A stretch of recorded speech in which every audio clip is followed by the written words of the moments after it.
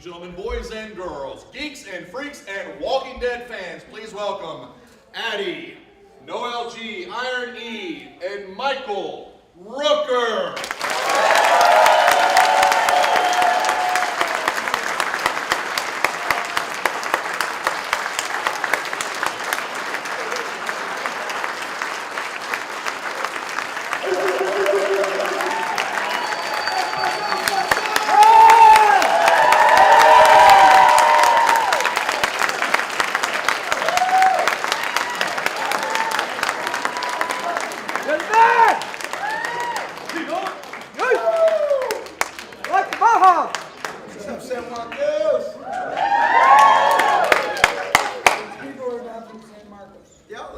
Who's from San Marco? Half and half. H-Town? I like the woo thing.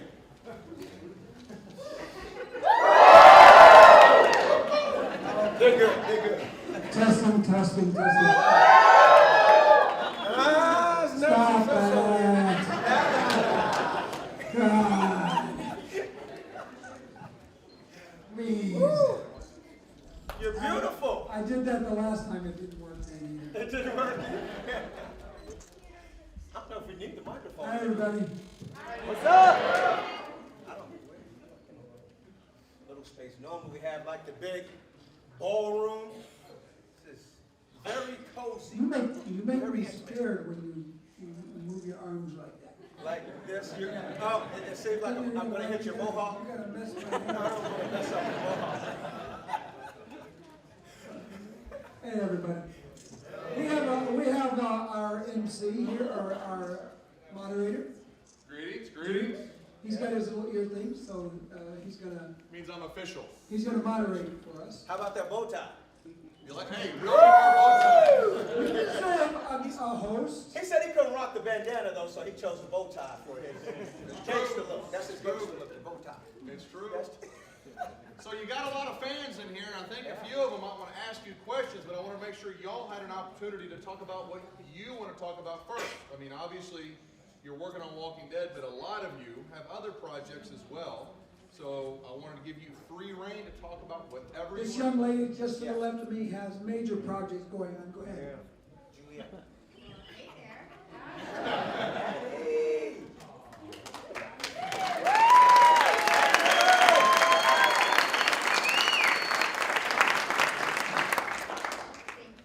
Stand up, Addy.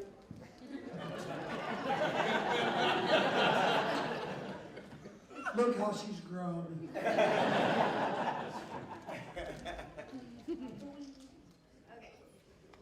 so soon I will be filming Night of the Living Dead.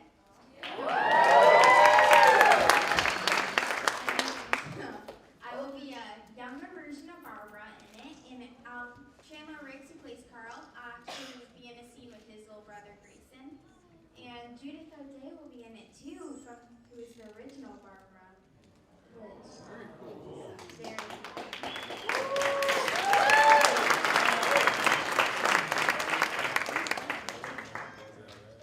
I got stuff and things. What else you got? What else you got going on? Stuff and things. Got a boardroom? No.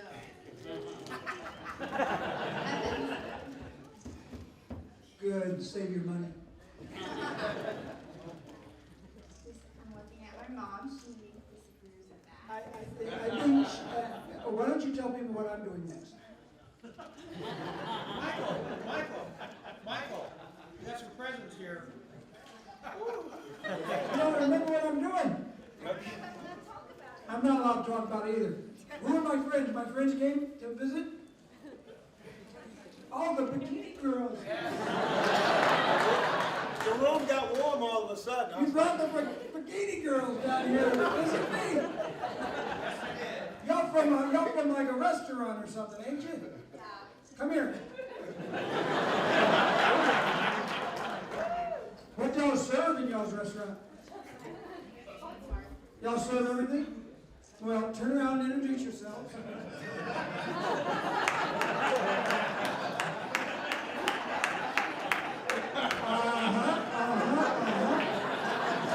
Very nice. I'll be eating there tonight.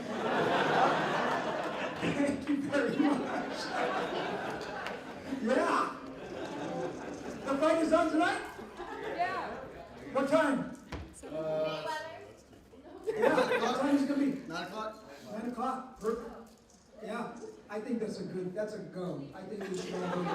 Oh yeah. Not the kid. Let's everybody go there. Drinks on you? Hey, how old y'all doing? Drinks on me. Family restaurant.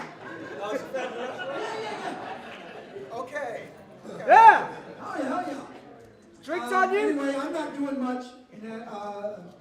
Yeah, I'm not doing much. I'm just hanging out. You're always doing something. There's some things that I'm doing that I can't talk about.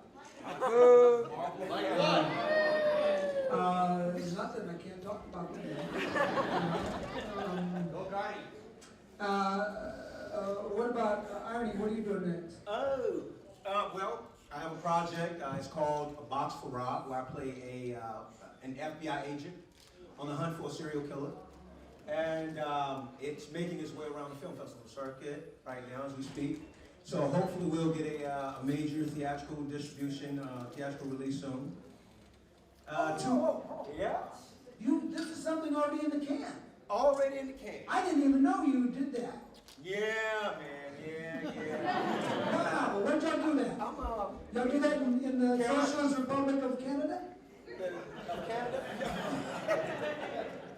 No, that was the other one I did with Nev Campbell. That was Oh, Socialist Republic of California. California. Yeah. Oh, I know that place. Yes. Anyway, continue, sir. I'm Okay, sorry. thank you very much, sir.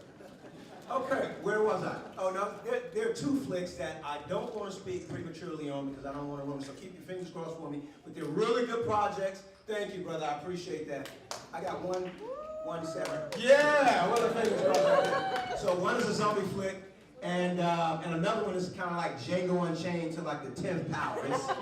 It's ridiculous. So hopefully we'll get. Instead of having the people walk barefoot, this one they have them walk on their hands and knees, right? Yeah. No comment. Okay, moving right along. Also, my crowning achievement, I have a book out called Blindsided by the Walking Dead, so if you can get your hands on that.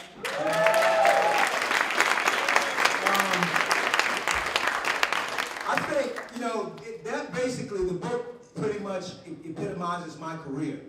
I have a lot of amusing anecdotes in there about, you have such a beautiful smile. I have a lot of amusing anecdotes in there about my time on the set of The Walking Dead, on the set of The Blind Side also. So that is what I'm pushing. I'm promoting that heavily. So if you get an opportunity to get your hands on it, please do. You're also beautiful. I love you. And I like to talk about that. I like to just talk about loving and respecting one another. Is that all you got going on? Yeah, I was trying to throw them off so I could just, smooth transition. Segue! That's a good word. Yeah, so I can segue into Mr. Noel G here. Yeah!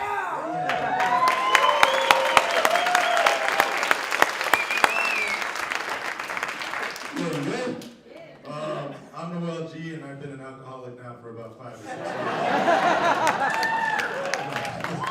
We're so proud of you. Yeah, just had to put that out there, but no, I'm playing. How's your kidneys? Jacked up. Got a few things popping off. I got a new movie coming out with Nikki Reed from Twilight. It's called Snap. I play a detective. And then, so that's what's up. And then, got a new movie coming out with Sylvester Stallone and Terry Crews and the guy who played the Punisher. It's called Reach Me. So you guys will check that out. And then I got a movie in theater right now as we speak. It's called Philly Brown with the girl Jenny Rivera who died in the plane crash. So I don't know if you guys know about that one, but that's out there right now. Just got tired of being in the highway speed chases all the time, so trying to branch out into something new, you feel me? I'm like, you want want to put a cholo on TV and pay him? We'll see.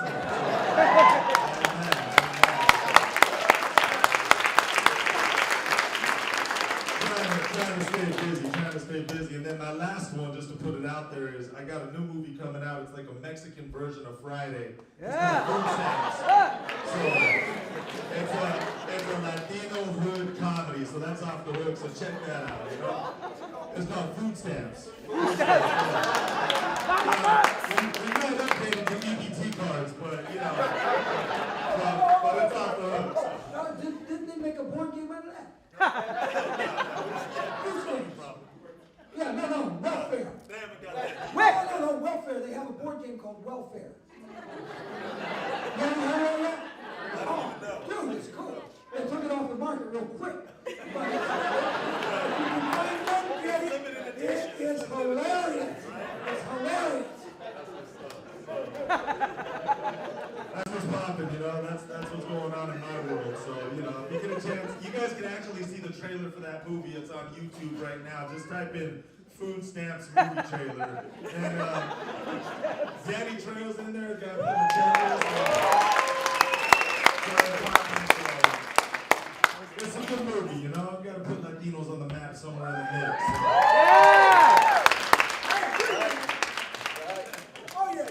Well, So that's it. well, how many times do you get a crazy white man getting your business?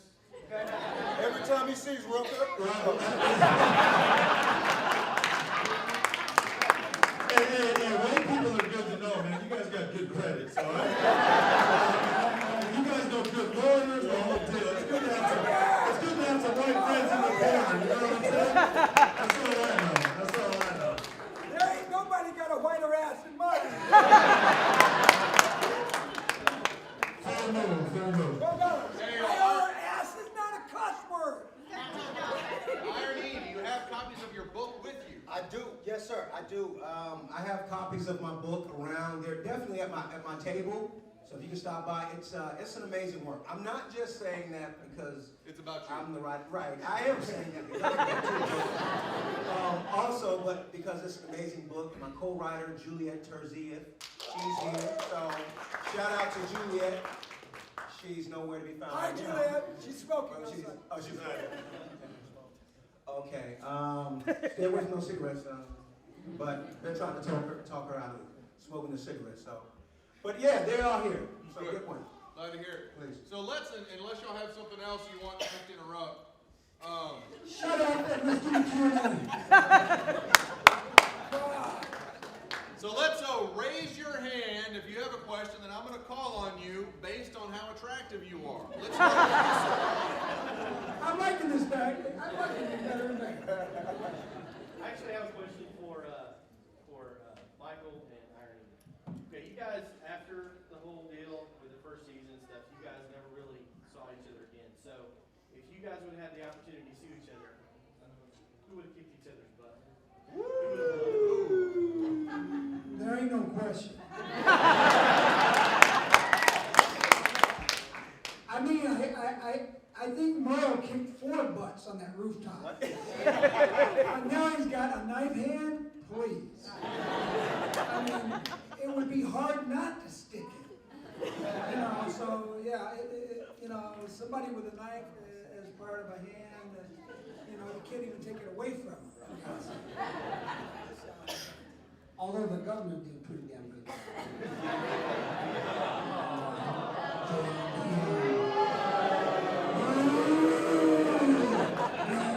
Stinky. Left for dead. No, What do you think? Well, no, you had a pretty convincing argument right there, yeah. And I try my best to stay away from you, especially if I see a guy with that type of haircut, with the knife.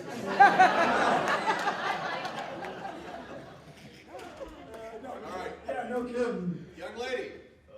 Okay, this is a silly question.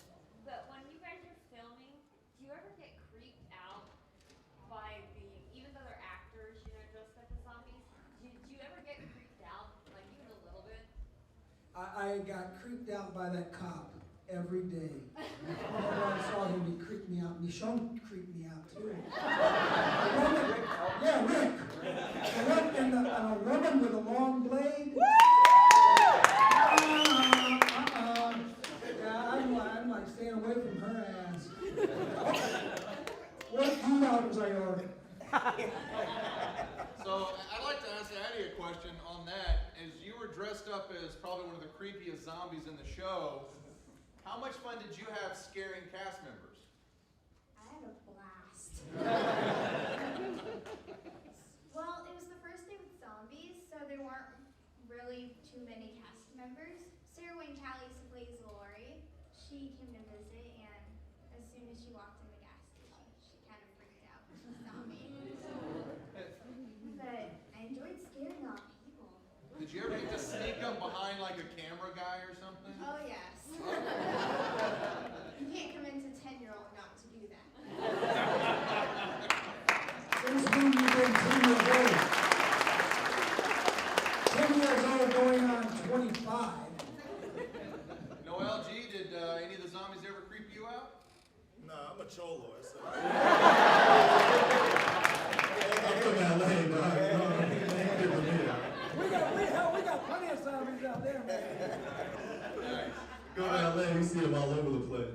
All right, we had this handsome gentleman, then you, then you.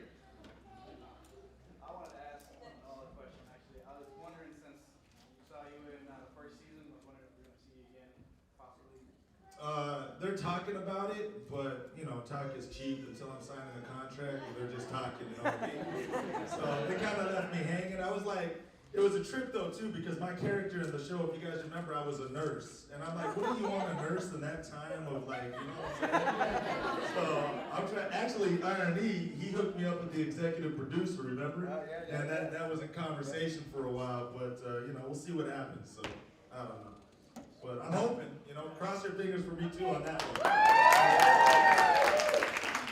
Yes, ma'am. This is a question to Michael. Who was it the funnest to work on the show? Oh, I'm sorry, honey. Who was what? the funnest to work with on the show? I'm really sorry I wasn't in your episode because I thought that was the funniest episode I'd ever seen in my life. I would definitely have gone into that. I would have gone into that building with unarmed and allowed you guys to surround me as well. I mean, you guys were very inviting. Oh my God. And the fun is, you know what? When we get started working, it depends on the scene, but we have a good time, even when there's like battles going on. I mean, we had a great time on that first season on the rooftop when we were like beating each other up. And we could bear, I mean, tougher than you are, I was the sun. It was about 115 degrees. I think everybody, I don't know, well, reviews from tough. I think almost everybody almost passed out, had a stroke. I know I did. I played football. I played at UGA. Go Dogs, sick 'em. But I played ball. We did 2 days. So I was on the rooftop. I said, man, the sun is not going to stop me. But after a few hours on top of that rooftop, I started feeling dizzy. I was like, oh my God, am I about to pass out? It's a real wimp move right here. I couldn't believe it. I surprised myself. But Dude, I remember looking at you and thinking, he's going to go soon.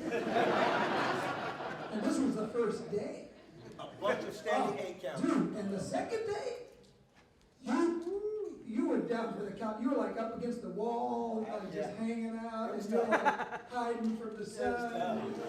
It was tough. You can see it in his eyes, and you weren't the only one either. No, I think a lot of people are getting kind of feeling nauseous, and that, of course, is a sign of sun kind of exhaustion and stuff like that. So, yeah, it was tough. But that was the most fun we've ever had on that rooftop, right? Yeah.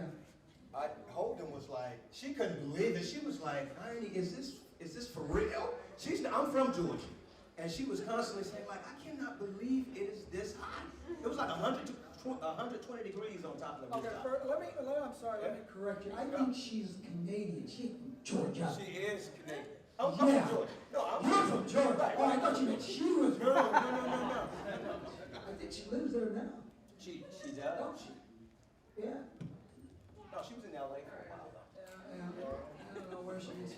street now. They have a job on the street. Somebody hire her. We have one more, Mr. Purple Shirt. Well, guys, Tim Ray from Kyle. Tim! What's up, brother Tim? I got a two-part question for IronE and Michael. First, Michael, the last episode that you were in, you had a run-in that kind of made your mind change with Dale when he told you he just wanted his brother back. And then you went ahead and got Michonne wrapped up and you were going to deliver her to the governor. I want to know which one of those two, or was it a combination of the both of them that changed your mind to allow Michonne to go back and you tried to help the group the way you did? You know what? I think in my mind, in the way I sort of thought it through, I was thinking about it even before the talk with. I mean, it was being all set up in my mind. There were a few extra scenes in that episode that were cut out, where there were sort of transition scenes where there was no lines, just thinking and doing a certain activity that sort of were transition scenes that got you to thinking that Merle's planning something. Those were sort of, because of time restraints, those kinds of things were sort of snipped and cut in the bud. So I think you still get the idea that he's planning something. You know, I did not plan on the release of Michonne. I was going to take her in, but she just kept talking and talking and talking and talking and talking. I think Merle just finally just gave up and said, just go. I actually don't need you. I can do this better without you, you know. But she never, I think, credit due, the character Michonne did reiterate things that Merle had already been thinking of. You know, so he had already been thinking of these thoughts. She didn't really say anything that Merle hadn't already thought of himself. But by repeating them and sort of, you know, having prey on his mind during that drive, he decides, just get the hell out of here. Because basically, the whole idea was to save my brother, give my brother enough opportunity to fight off this attack. And the more people I take out, the better better chance he's gonna have. And hence, the better the group's going to have. So, also in that frame of mind, Michonne is a great fighter, so they'd be much better off if she was back with them. So that was the thought process. Thank you. I really started liking you right then, man. Isn't that great? That was a great arc. I mean, my whole process, the arc from season 1 all the way to the end scene, the end sequence was awesome. I mean, I've been very fortunate to be in that situation where I actually have an arc and a storyline that helps people understand and helps people to see the character and their minds change about this character, and they're like, oh my God, I just, a day ago I hated this guy, and now I'm not hating him so much. What's going on here? So it's kind of cool stuff. IronE? Yes, sir? The second part, and I don't mean to be greedy, guys, But you're going to be greedy anyway. everybody wants to know. Eat it up, eat it up. When you were in prison, you had a chance to run, but instead of running, you knew what was about to happen, and you threw your arm up in that zombie's mouth anyway, and told Carol to run. Okay, explain that. Yeah, He's a little kinky. give it to me! Well, T-Dog had already been bitten, so T-Dog was going to die anyway. It's like, why not go out doing the good deed? You know? And that was mainly T-Dog's thought process. I would rather go out saving Carol or saving somebody than to just go somewhere and lie down and die.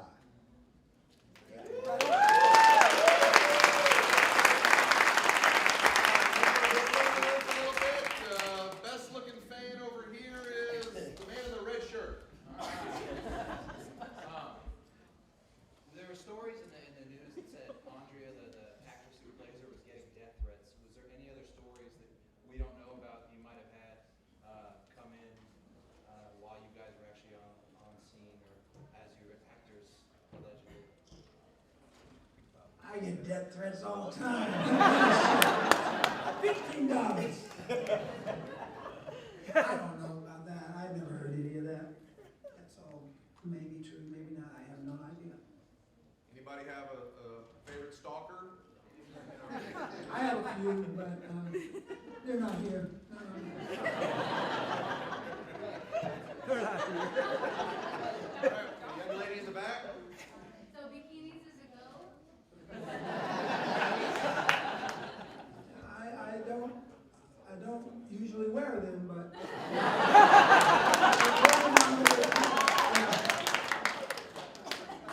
Yes, sir. I have a small question for Michael and IronE. It's a similar question, but the feelings, what were the feelings in your head when you realized that your brother was still alive, Michael? And IronE, how hard was it to transition your feelings, realizing when they were going out to look for the little girl, and when they came back, I believe it was Lauren was on the horse, came back and told you that Carl had been shot. How were both those are completely different feelings from thinking your brother's dead and knowing Carl's about to die. How did you guys feel transitioning to those? Well, it was obvious that Merle's life at Woodbury was different prior to understanding that his brother was still alive. You know, you could imagine what his life was like prior to that, although you didn't see a lot of that, right? You didn't see that. That was all, so you use your own imagination. It's probably better than anything we could have shown you.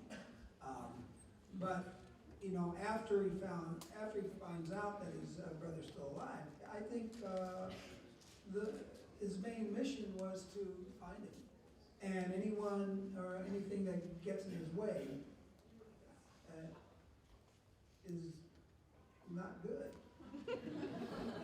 You know, so Glenn and his girlfriend in that parking lot, when I find out he's still alive and he's not willing to take me to him, the only thing that kept him alive is because he knew where he was and I didn't. So there you have it. So, and those two characters were a bit stupid not to take Merle to his brother. And when I was like reading this, I was, you know, looking at the script, I'm going like, okay, I understand the plot device. It's a plot device. We got to get him to Woodbury, blah, blah, blah. But it doesn't make a lot of sense to, you know where the cat is. Why are you trying to make that decision not to take him to his own brother, you know? It's like you're asking for some big problems. And of course, and they got it, of course. And so, yeah, but it was good. It was good we got him to Woodbury, but, you know, and he took a good beating. I thought he took a really good beating. You know, as far as the acting is concerned, I mean, I thought that was a really good scene. I mean, he sold every punch. Yeah. It was really quite good, you know, and it was very believable. And no human beings got hurt during the filming of this. That time. And no small animals. And anything like that. Yeah. All right. Hey, baby girl. This would be cool. Everybody. This is my wife on the phone. Carmelita. Hello? Oh, she's right here right now. Can you say hello to my wife, everybody? On the count of three, say hello, Carmelita. 1, 2, 3.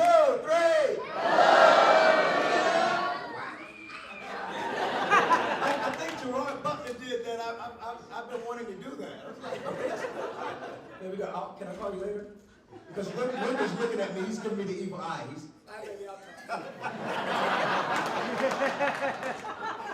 Okay. As far, while they have their conversation, all right. Well, as far as my feelings about Carl, I was doing. I gotta hear this. I'm sorry. Carousing around this place, baby. You're trying to take my wife from me again. Stop trying to take my wife. You got your own, please. I climbed your wall. I know. Oh my God. I got to tell you that story too. But let me ask you a question really quickly about Carl. T-Dog was going through dementia at the time. So it didn't really set in how he was feeling about Carl. It was like, okay, he was shot, but I couldn't really take in anything at that time, you know? I had the blood poisoning going on and everything, so it didn't really hit me until I got to the farm, until I got to Herschel's house and walked into the room where Carl was. That's when it set in, like, oh my God, because I saw the condition he was in. It was awful, and I was like, wow, it's come to this. And it's kind of like when you take away that innocence, you take away the child, you take away that innocence, it's like, where's the hope? There's no hope left if little Carl is gonna go. So I think had he gone in, it's like, do I really want to be here? Do I really want to fight to stay alive? But the humanity in me forced me to want to stay alive. We as human beings, innately, we want to survive, you know? So that's when it really set in, when I first saw Carl, and it was devastating actually seeing him there in the physical like that. Now, about Spider-Man climbing my wall. No, we were, it was a long weekend, New York Comic-Con, but I love him. He's my brother for life. He had come home from New York, it had been a long weekend, and he was exhausted. I know he was. I live in the other direction, from like an hour from the airport north. He was going an hour south of the airport, but he got off that plane and he was exhausted. I had a screening at my house. Had a bunch of media people to come out and everything like that, and everybody else was so exhausted they could not make it. But the lone guy right here, Michael Rooker, he decided to come out to my house and he lit it up, and he had one drink too many, so he decided to go outside and climb my wall. Now, I don't know if it was a drink. I think Rooker does that anyways on the record. I think he climbed the wall too right before we came in here. So, but it was fantastic, and I'm indebted to him for life, though. I love him. I love him. Oh, he's trying to take my life from me too. He's trying to steal it there. For life? For life. All right, so we've heard from several adults. We're going to raise the quality, value, and IQ of our questions a little bit by starting with some younger people. So you, young man. Speak up first, project, son, project. This question's for Michael. What do you think is easier, Walking Dead or Black Ops 2? What was easier, Walking Dead or Black Ops 2? Well, Black Ops 2 took a long time. It was about 11 months of work, and mostly on the weekends the last 3 or 4 months, because I was doing The Walking Dead. So I would do The Walking Dead during the week and fly back to LA and do the motion capture and voiceover for The Walking Dead. And so we did that for several months. All in all, the Black Ops 2 is much easier gig. It's all studio work, and it's motion capture, and it's just voiceover. So yeah, much more easier type of work environment, as opposed to fighting off ticks and sunstroke and other actors and zombies and stuff down there in Atlanta, because that was really hard. Working on The Walking Dead ain't easy. I'm telling you, that TV actors have my respect. It's amazing. It's amazing. Every day going out there, every week doing a new episode. It's a tough life, and a lot of fun. Very challenging, but definitely The Walking Dead is much harder. Was way harder. All right, the gentleman with the cheek acne problem over here.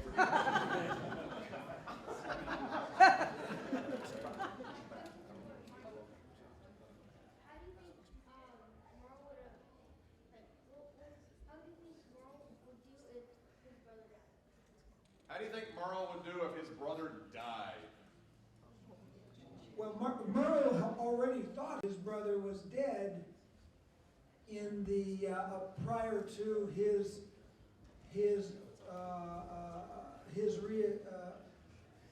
reappearing in season 3. Remember, when I find out my brother's alive is not until I meet up with Rick, not Rick, but the Asian kid, right?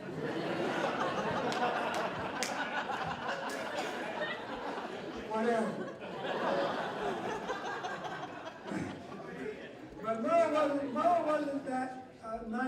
fellow. You dig? And so, and then all that meanness focused in on finding his brother and getting back with his blood. And so, yeah, I hope that answered your question. I might have gone off a little bit. No! No! Shut it. Young man. I have a question for IronE and Michael. Yes, sir. What was your favorite episode of the film? What was yours? Wow. I mean, there's so many of them. I just, I love them all, but if I had to choose one, I would have to start at the beginning, the Vatos.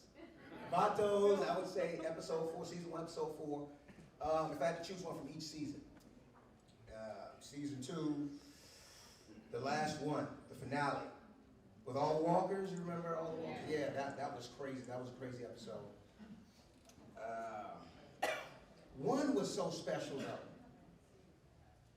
Episode 2, season 1 was so special because that was the beginning of something amazing, with us on that rooftop. And I'm thinking like, I'm working with a living legend here, Michael Rooker. I'm like, oh my God, Days of Thunder. That's what we were talking about while you were talking too.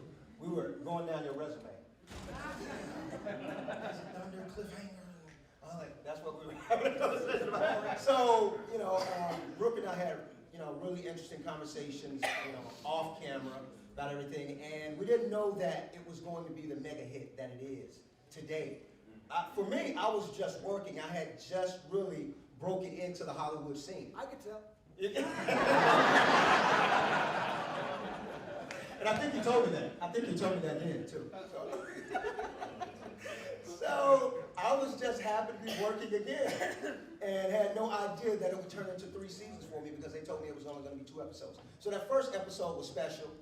4 Vatos, jumped around to season 2, last episode with all the walkers. Also, season 3, my death episode, obviously. So that was special in another kind of way.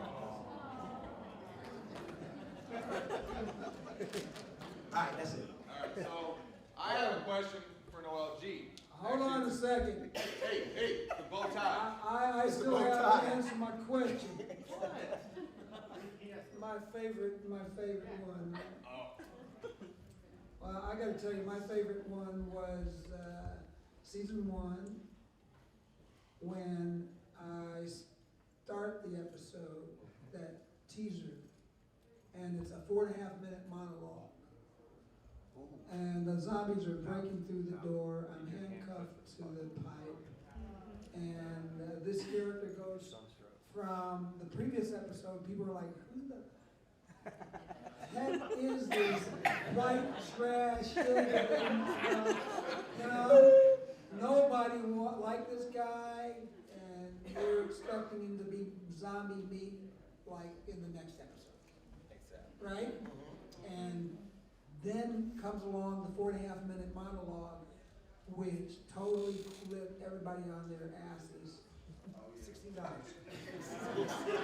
Because they realized that Merle was something a bit more than what they expected. And I think that was a great opportunity. That was a great piece of writing that could get that character turned around. Get people thinking that, oh wow, I want to see more of this cat. He seems quite interesting, and for me, the actor is by far my favorite episode. I have a few other ones that I hardly never have favorites, but I gotta say, in The Walking Dead, that's what got Merle Dixon interesting. Otherwise, it could have been played quite basic, redneck, white trash, racist, scum-sucking pig, right? Oh, Merle was all of that, but much more. All of that and much more. I hope that answers you. Thank you.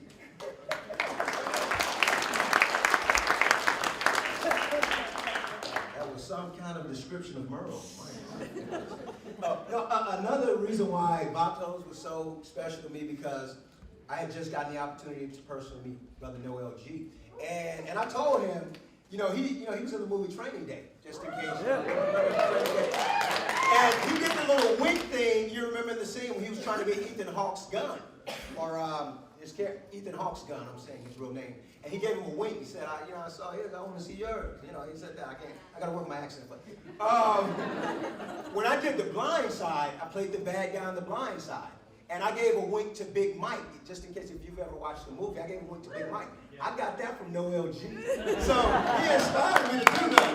So that's another reason why I So my question for Noel was, Inspiration is one way to put it. I call it thievery. Of course, we all do it. I'm gonna let it slide.